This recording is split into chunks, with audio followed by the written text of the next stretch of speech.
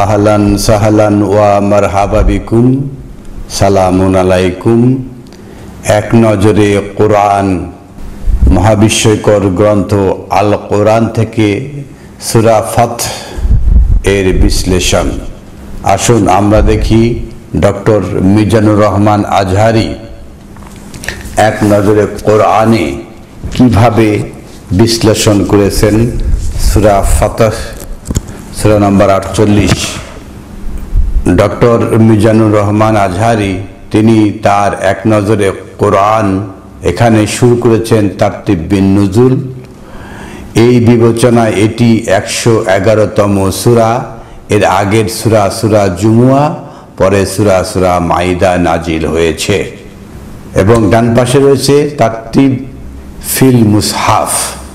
বর্তমান কোরআন মাজিদের বিন্যাস অনুযায়ী এটি 48তম সূরা। এর আগের সূরা মুহাম্মদ, পরের সূরা হুজরাত। আল কোরআনের প্রথম সূরা ফাতিহা, যেটা বলা হয় খোলা, আর শেষ সূরা নাস। এটাকে তিনি উল্টিয়ে দিয়ে অন্যভাবে ব্যাখ্যা করার চেষ্টা করেছেন। আসলে মহাবিস্ময়কর গ্রন্থ আল কোরআনের প্রতিটি সূরার সাথে তার পরের সূরার লিঙ্ক রয়েছে। ডক্টর মিজানুর রহমান আজহারি বলেছেন সূরা ফাতহ এর আগের সূরা জুমুয়া, তার তারতিব অনুসারে, নাজিলের তারতিব অনুসারে, তারতিব বিন নুজুল অনুসারে। সূরা জুমুয়ার শেষ আয়াতে রয়েছে ওয়াইজা রাউ তিজারাতান আউ লাহওয়া আনফাদ্দু ইলাইহা।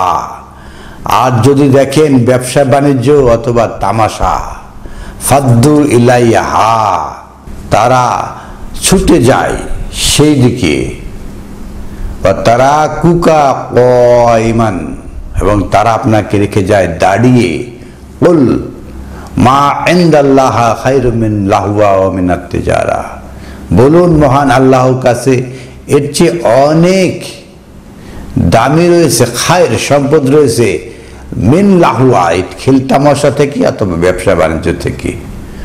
ওয়াল্লাহু খায়রুর রাজিকিন, আর মহান আল্লাহ আহকামুল হাকিমিন, উত্তম রিজিক দাতা।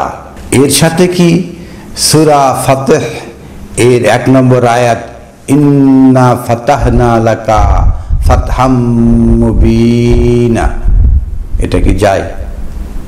মিলে? ডক্টর মিজানুর রহমান আজহারি বলেছেন এরপরে সূরা মাইদা। কিভাবে এসব কথা বলে থাকেন? কোরআনের যে একটা সূরার সাথে আরেকটা সূরার যে সংশ্লিষ্টতা, এভাবে মিল রয়েছে, সিকোয়েন্স রয়েছে, সেটা দেখতে হবে। মহাবিস্ময়কর গ্রন্থ আল কোরআনে সূরা ফাতহ এর আগে সূরা হলো সূরা মুহাম্মদ। সূরা মুহাম্মদের 37 আয়াতে রয়েছে ইন ইয়াসআলুকুমুহা ফায়ুহফিকুম তাবখালু।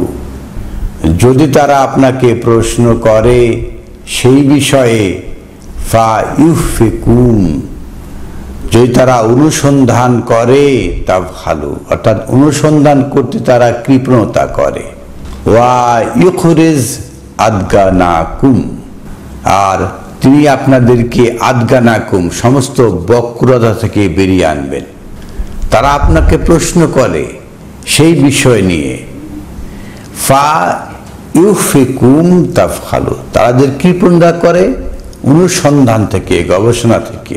ওয়া ইউখরিজ আদগানাকুম, তিনি আপনাদেরকে বের করে আনবেন সেই বক্রতা থেকে, যে বক্রতা আপনাদের মধ্যে প্রশ্নবিদ্ধ করছে, সেখান থেকে বের করে আনবেন।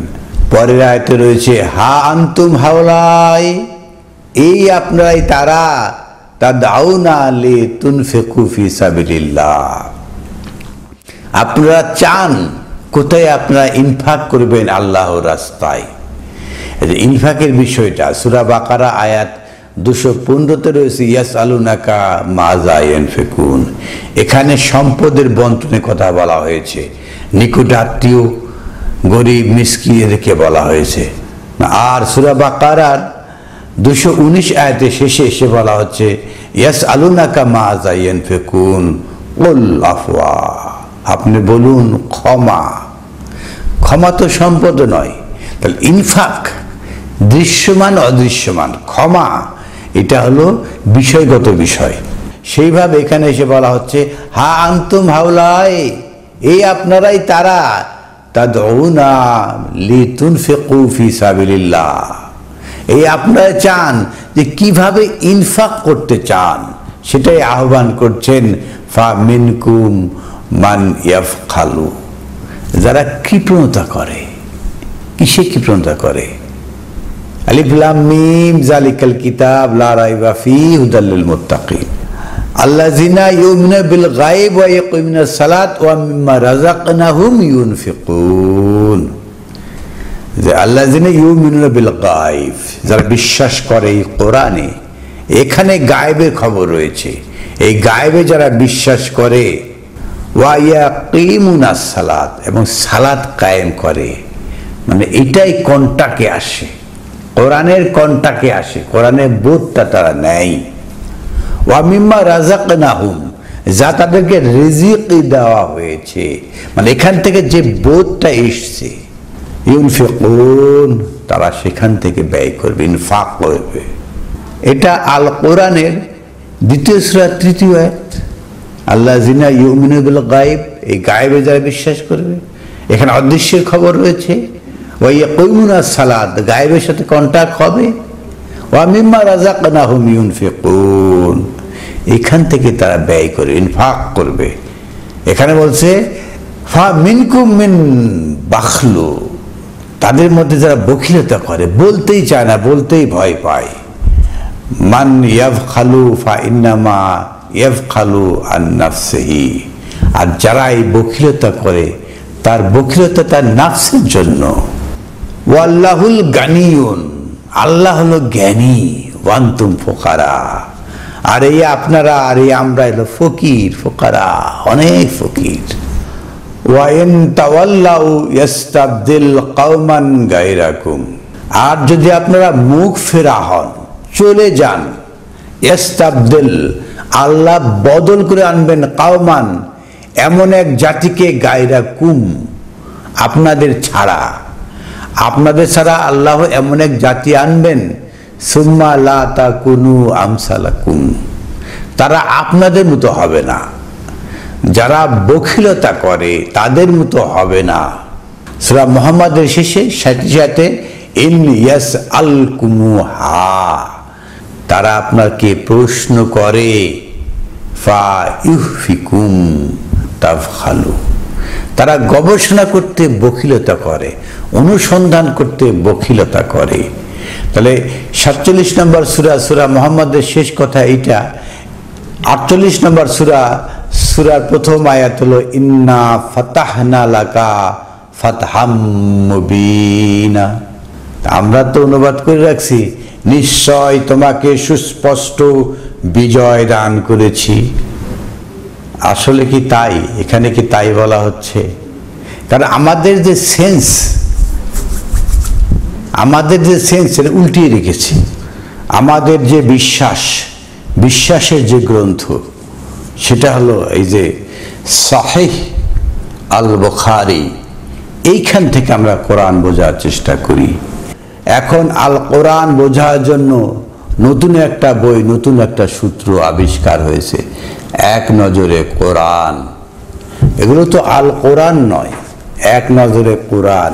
এরা বলছে কোরআনের জিস্ট করা হয়েছে, কোরআনকে সংকোচন করেছে। কি দুঃসাহস! কোরআনকে সংকোচন করে এবং বলে কোরআন পড়ার আগে তারা পি কনসেপ্ট দিয়ে থাকে, জিস্ট কথা। কোরআন পড়ার আগে আপনি যদি এক নজরে কোরআন পড়েন, তাহলে আপনার বোধ ক্লিয়ার হবে। মাশাআল্লাহ, তারা কিভাবে কোরআনের যে সেগমেন্ট শুরু, সেটাই উল্টে দিয়েছে। তারা বলছে তারতিব বিন নুজুল, এই যে নুজুল, নাজিল কথা বলে থাকে। আমাকে বেশ কয়েকজন লোকে প্রশ্ন করেছে, তার মধ্যে রয়েছে মেজর আলমগীর ভাই এবং মোহাম্মদ দেলোয়ার হোসেন ভাই, যে এই যে নুজুলের ব্যাখ্যাটা আপনি করবেন। তারতিব বিন নুজুল দিয়ে কিভাবে মহাবিস্ময়কর গ্রন্থ আল কোরআনকে উল্টিয়ে দেওয়া হয়েছে। মহাবিস্ময়কর গ্রন্থ আল কোরআনে সূরা মুহাম্মাদে যে ক্রাইটেরিয়া বলা হচ্ছে, সূরা ফাতাহ এর শেষে এসে বলা হচ্ছে মুহাম্মদ রাসূলুল্লাহ ওয়াল্লাযিনা মাহু, মানে তারপরে সিকোয়েন্সটা তার সাহাবাগণের কথা বলা হচ্ছে। সেটা এসে সূরা হুজরাতে ওয়াল্লাযিনা মাহু কিভাবে বলা হচ্ছে, ইয়া আইয়ুহাল্লাযিনা আমানু, ওহে যারা বিশ্বাস আনতে যাচ্ছেন, লা তুকদ্দিমু বাইনা ইয়াদাইল্লাহ ওয়া রাসূলিহি, আপনারা আল্লাহ এবং এই রাসূলের মাঝখানে পা বাড়াবেন না। কিভাবে? মুহাম্মাদের বর্ণনা দিয়ে তারপর তার রাসূলের বর্ণনা দেওয়া হয়েছে। সূরা ফাতির আগে সূরা মুহাম্মদ, তারপর ফাতাহ কিভাবে পরিষ্কার করা হয়েছে, তারপর দেওয়া হয়েছে সূরা হুজরাত। এইভাবে একটা সিকোয়েন্স বর্ণনা করা হয়েছে। এরা এই ধরনের গ্রন্থ এক নজরে কোরআন দিয়ে এগুলোকে উল্টিয়ে দেওয়ার চেষ্টা করছে। তারতিব বিন নুজুল অর্থাৎ শানে নজুল, এখানে যে শানে নজুল কথা বলা হচ্ছে আমরা দেখি এই গ্রন্থে কিভাবে শানে নজুল উল্লেখ করা হয়েছে। মুসলিমরা মদিনায় এসেছে 5 বছর হয়ে গেল। এক রাতে আল্লাহর রাসূল স্বপ্নে দেখলেন তিনি তার সাহাবীদের নিয়ে আল্লাহর ঘর কাবা তাওয়াফ করছেন। মানে আল্লাহর ঘর কাবা এই কথা কোরআনে নেই, এবং তাওয়াফের অর্থটা ঘুরিয়ে ঘুরিয়ে 7 পাক এগুলো নয়। নবীজির স্বপ্ন সাধারণ কোনো স্বপ্ন নয়, প্রকৃতপক্ষে এটিও আল্লাহর আদেশ, প্রকৃতপক্ষে এটিও আল্লাহর আদেশ। আর মহান আল্লাহ আহকামুল হাকিমিন সূরা সাফফাতে বলেছেন, ক্বাদ সাদ্দাকতা রুইয়া, আপনি স্বপ্নকে সত্যায়ন করছেন। তার মানে নিষেধ করা হয়েছে স্বপ্নকে সত্যায়ন করা যাবে না, আল্লাহ ধমকি স্বরে বলেছেন। আর ওনারা বলছেন প্রকৃতপক্ষে এটিও আল্লাহর আদেশ। মহাবিস্ময়কর গ্রন্থ আল্লাহর আদেশ তারা মানতে চায় না, তারা বানায় নবীজির স্বপ্ন হলো আল্লাহর আদেশ, মাআযাল্লাহ। তাই সাহাবীদের নিয়ে তিনি নবীজি মক্কার উদ্দেশ্যে বেরিয়ে পড়লেন।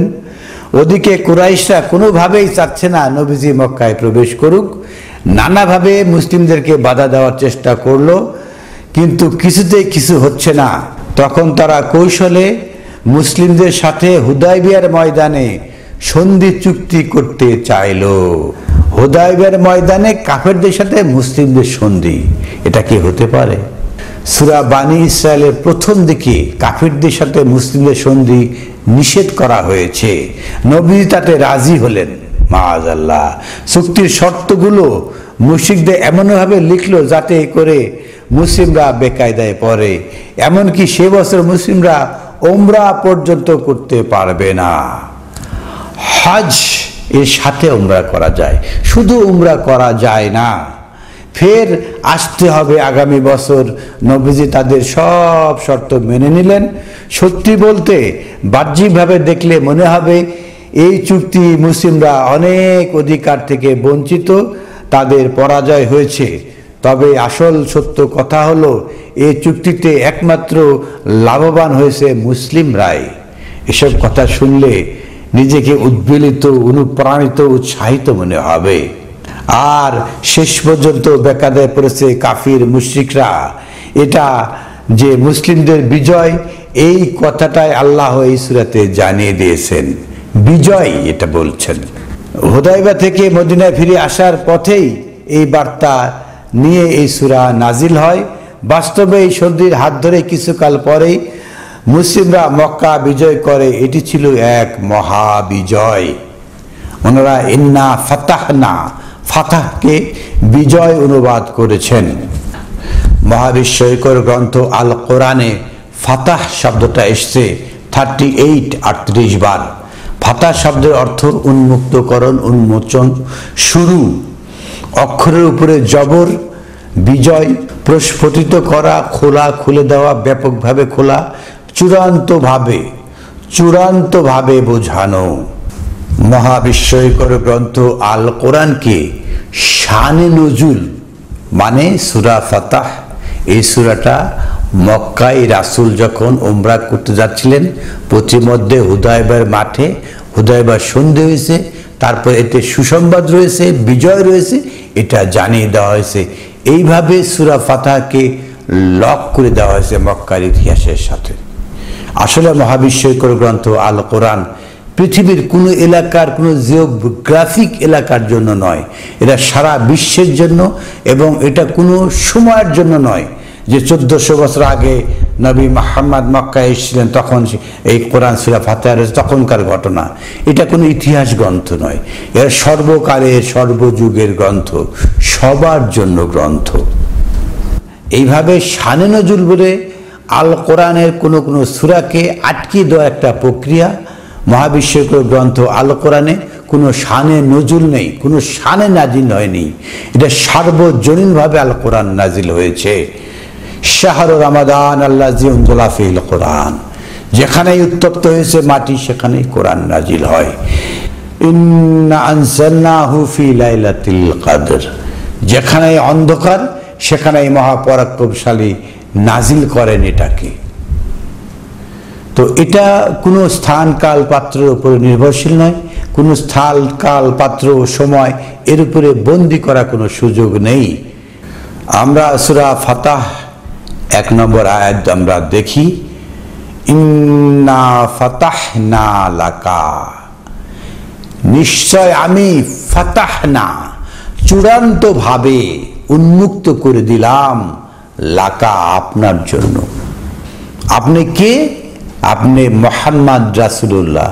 আপনি কে? আপনি কে? আমি। সবার জন্য, যে এই আল কোরআনের পাঠক তার জন্য। ইন্না ফাতাহনা লাকা, আপনার জন্য চূড়ান্তভাবে উন্মুক্ত করে দেওয়া হলো। ফাতহাম মুবিন, মুবিন মানে কি? সুস্পষ্টীকরণ। ফাতহা উন্মুক্ত করে দেওয়া। ইন্না ফাতাহনা ফাতহাম মুবিন, যেটা উন্মুক্ত করে দেওয়া হয়। মুবিন স্পষ্টকরণকে উন্মুক্তকরণ করা হয়েছে। এই এক নজরে কোরআন ওনারা বানিয়েছেন। ফাতাহ শব্দের অর্থ বিজয়, উন্মুক্তকরণ। সূরার 1 নম্বর আয়াতে ফাতাহ শব্দটি এসছে। এখানে আল্লাহ তাআলা মুমিনদের বিজয়ের আগাম সুসংবাদ দিয়েছেন। এখান থেকেই এই সূরার নামকরণ হয়েছে ফাতাহ। তাহলে এটা কি কথা? এখানে কি বিজয় হয়েছে? আল কোরআনে কোথাও যুদ্ধ খেলা নেই।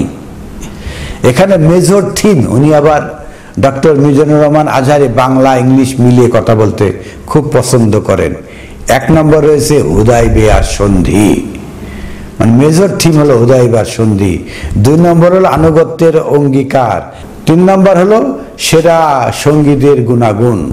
মহান আল্লাহ আহকামুল হাকিমিন, একদম চূড়ান্ত বিষয়গুলোকে উন্মুক্ত করে দিচ্ছেন।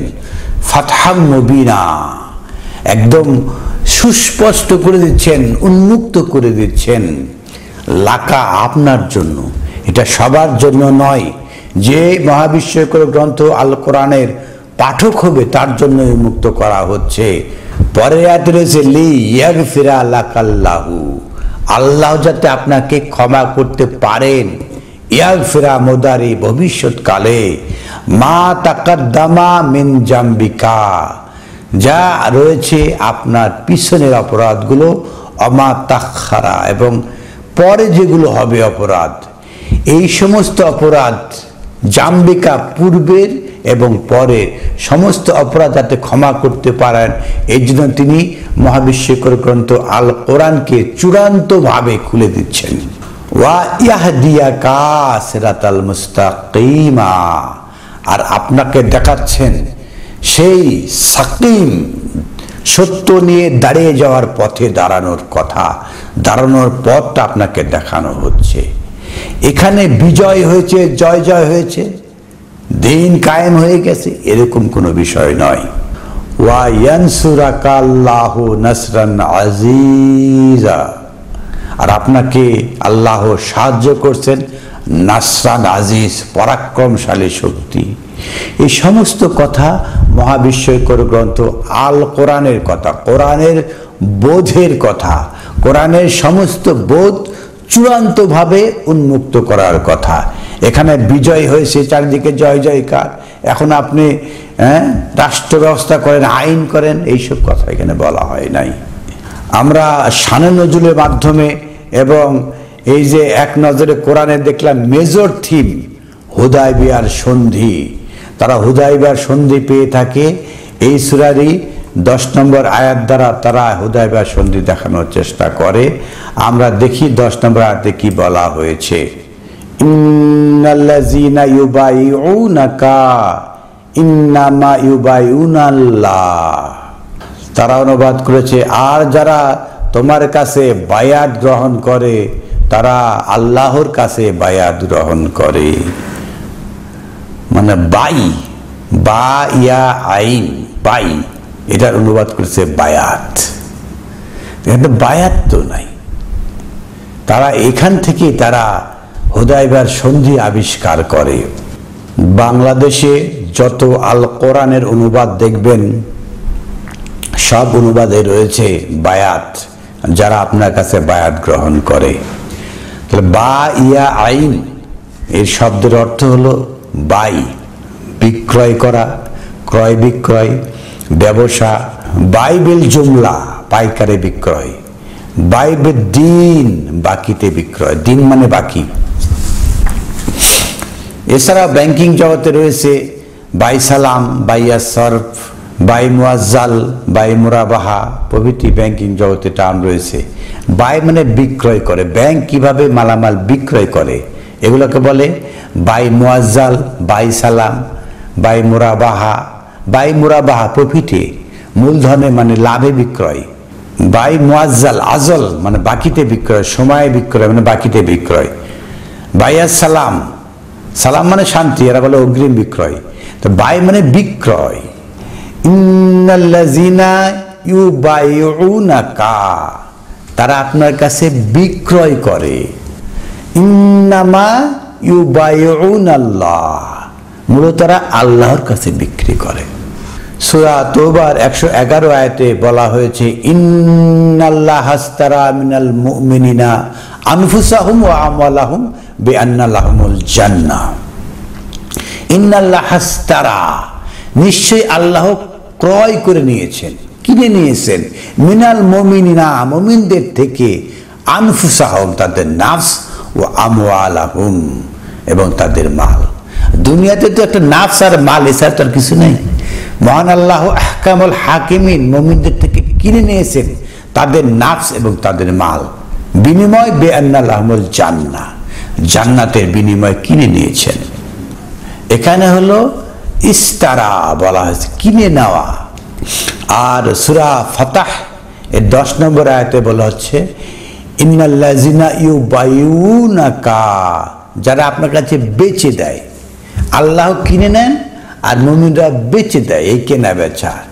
ইন্নামা ইউবাইউনাল্লাহ, নিশ্চয় আল্লাহর কাছে বেচে দেন। এটা বিক্রি কথা বলা হচ্ছে না। বায়াত মানে হাত ধরেছে, হাত ধরে বায়াত হয়েছে, এগুলো খাতিরের কথা নয়।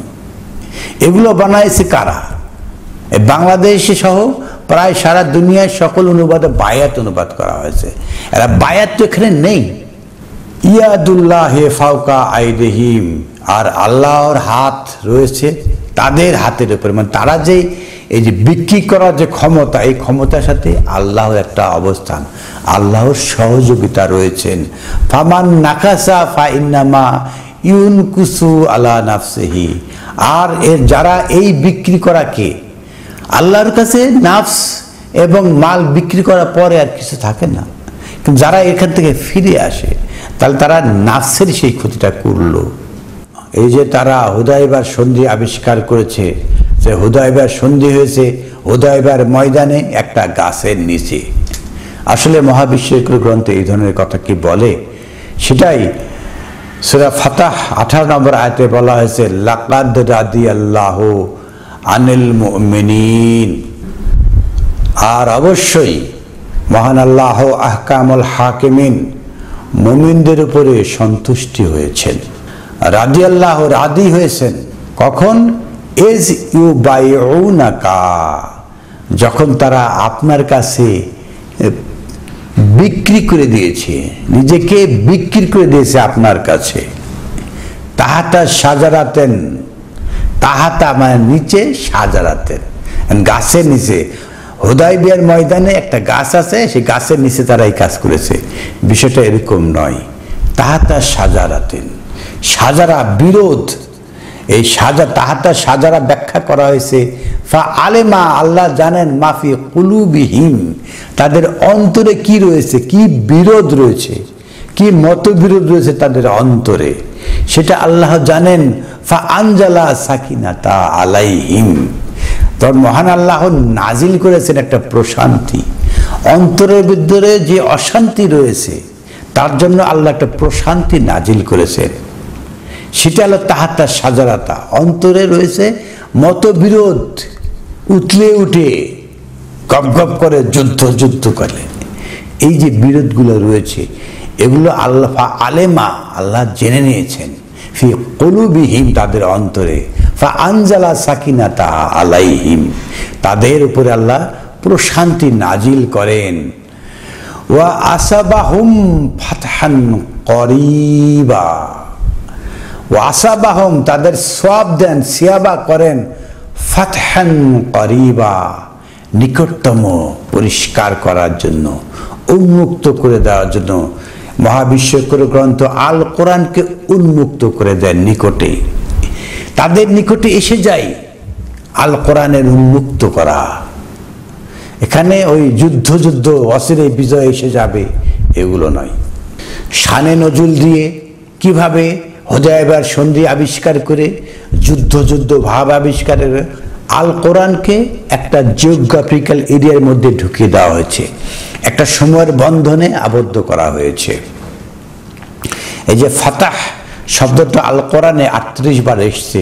তো সূরা বাকারা আয়াত 76 এসছে, ওয়াইজা লাকু আল্লাযিনা আমানু ক্বালু আমান্না, যখন তারা আল্লাযিনা আমানু, যারা ঈমানদার, তাদের কাছে যখন তারা এসে মোলাকাত করে, ক্বালু আমান্না, আমরা বিশ্বাস আনলাম। ওয়াইজা খালা বাদুহুম ইলা বাদিন, যখন তারা পরস্পরে মিলিত হয়, কালু আতুহাদ্দিসুনাহুম, আপনারা কি হাদিস করতেছেন, বর্ণনা করতেছেন, বেমা ফাতাহ আল্লাহু আলাইকুম, যা আপনার কাছে আল্লাহ ফাতাহ করছে, আপনাদের কাছে যতটুকু বোধ ক্লিয়ার করেছে, লেইউ হাজ্জুকুম বিহি, যা দিয়ে আপনারা তর্ক করছেন, হুজ্জাত দলিল পেশ করছেন, ইনদা রাব্বিকুম, রবের নিকটে। তো তাদের কাছে যতটুকু স্পষ্ট হয়েছে আল কোরআন, তা দিয়ে তারা ঝগড়া করে, দলিল পেশ করে। আফালা তাকিলুন, এখনো কি আপনারা বুঝবেন না? তাহলে ফাতাহ মানে পরিষ্কার হয়ে যাওয়া, স্পষ্ট করা। সূরা ফাতাহ এর 26 নম্বর আয়াতে এসে বলা হচ্ছে, কুল ইয়াজমাউ বাইনানা রাব্বুনা, আপনি বলুন আমাদেরকে মহান আল্লাহ, আমাদের প্রতিপালক জমা করবেন, ইয়াফতাহু বাইনানা বিল হক, সেদিন এই হক আল কোরআনকে আমাদের কাছে উন্মুক্ত করে দেয়। আমরা যে অস্পষ্টতা রয়েছে সমস্ত কথা উন্মুক্ত হয়ে যাবে। ওয়াল ফাতাহু আল আলিম, তিনি তো মহা পরিষ্কারকারী, তিনি পরিষ্কার করে উন্মুক্ত করে দেন, চূড়ান্তভাবে বুঝিয়ে দেন। সেদিন এই কোরআন এখন যাদের কাছে অস্পষ্ট রয়েছে, মহান আল্লাহ আহকামুল হাকিমিন জামায়াতের দিনে একদম পরিষ্কার করে দেবেন। আমরা যদি এভাবে দেখি, মহাবিশ্বকর গ্রন্থ আল কোরআনে ফাতাহ শব্দটা পরিষ্কার করার ক্ষেত্রে এসছে, ফাতাহান মুবিনা, সুস্পষ্ট পরিষ্কার করা, উন্মুক্ত করা, চূড়ান্তভাবে বোঝানো, এগুলো বলা হয়েছে। এই সমস্ত গ্রন্থ রয়েছে এক নজরে কোরআন। কোরআন পাঠের আগে আপনাকে এমন একটা প্রি কনসেপ্ট ঢুকিয়ে দিবে যাতে মহাবিশ্বকর গ্রন্থ আল কোরআনে যাতে আপনি প্রবেশ না করতে পারেন।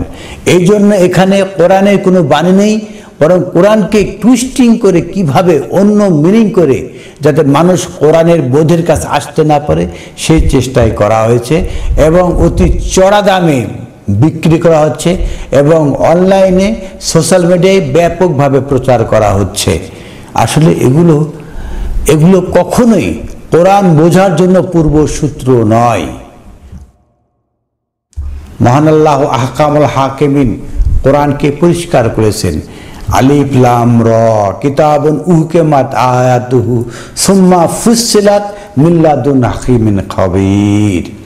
আলিফ লাম রা কিতাবুন উহকিমাত আয়াতুহু, আলিফ লাম রা কয়েকটি নুরানি অক্ষর, তার কিতাবুন উহকিমাত আয়াতুহু, এর আয়াতসমূহকে প্রতিষ্ঠিত করা হয়েছে, সুম্মা ফুসসিল তারপরে ব্যাখ্যা করা হয়েছে। আর এরা পূর্বেই একটা দৃষ্ট কথা বলে আপনাকে বিভ্রান্তির পথে ছুড়ে দেওয়া হচ্ছে। আলিফ লাম রা কিতাবুন উহকিমাত আয়াতুহু সুম্মা ফুসসিলাত, তারপর ব্যাখ্যা করা হয়েছে মিন লাদুন হাকিমিন খাবীর, সে মহাপ্রজ্ঞাবান আল্লাহর পক্ষ থেকে। অতএব কোরআন দিয়ে কোরআন পরিষ্কার করা হয়েছে, এখানে কারো মাতব্বরি করার কোনো সুযোগ নেই। আলহামদুলিল্লাহি রাব্বিল আলামিন।